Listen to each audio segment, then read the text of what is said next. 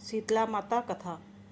एक बार एक राजा के इकलौते पुत्र को शीतला चेचक निकली। उसी के राज्य में एक काछी पुत्र था, उसको भी चेचक निकली।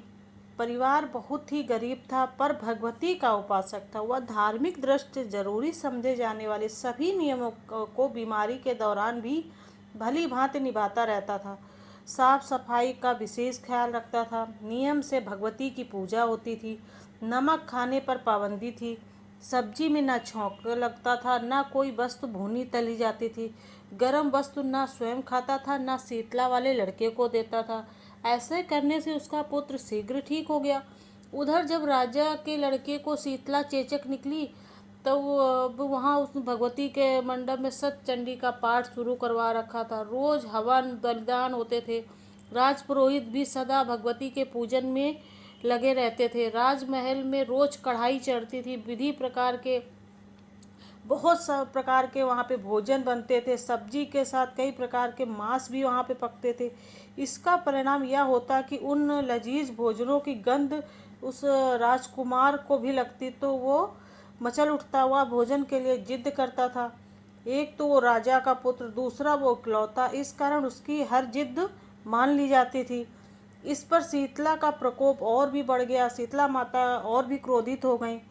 शीतला के साथ साथ उसके बड़े बड़े फोड़े भी निकलने लगे, जिससे खुजली और जलन अधिक होती थी। शीतला की शांति के लिए राजा जितने भी उपाय करता, शीतला का प्रकोप उतना ही बढ़ जाता, क्योंकि अज्ञानतावश राजा के यहाँ सभी कार्य उल्टे हो रहे थे। इसी से राजा और अधिक परेशान हो उठा।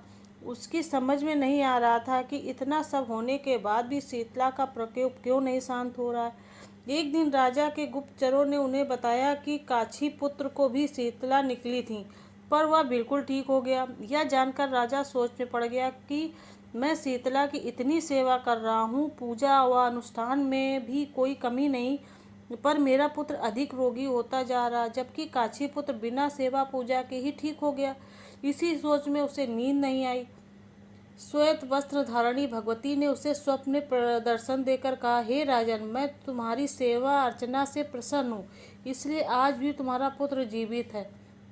इसके ठीक ना होने का कारण यह है कि तुमने शीतला के समय पालन करने योग्य नियमों का उल्लंघन किया है। तुम्हें ऐसी हालत में नमक का प्रयोग बंद करना चाहिए। नमक के रोगी के फोड़े में खुजली होती है। घर की सब्जियों में छौंक नहीं लगाना चाहिए, क्योंकि इसकी गंध से रोगी का मन उन वस्तुओं को खाने के लिए ललचाता है।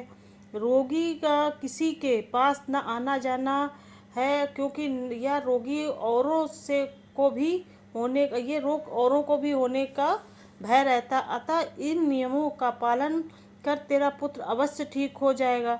विधि समझकर देवी अंतर्ध्यान हो गई। विधि समझाकर जब देवी अंतर्ध्यान हो गई, प्रातः से ही राजा ने देवी की आज्ञा अनुसार सभी कार्यों की व्यवस्था कर दी। इससे राजकुमार की सेहत पर अनुकूल प्रभाव पड़ा।